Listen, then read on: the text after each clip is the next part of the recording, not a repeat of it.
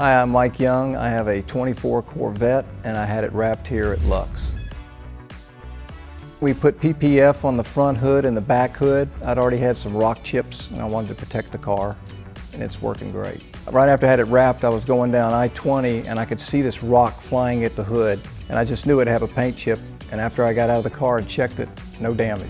And I truly believe the PPF protected the paint. For me, the best part about PPF is the fact that I don't have to wash the car. I literally can take a blower and blow 90% of the dirt off, and then I can take a water hose and it takes the rest of it off. Think of it this way, it pays for itself.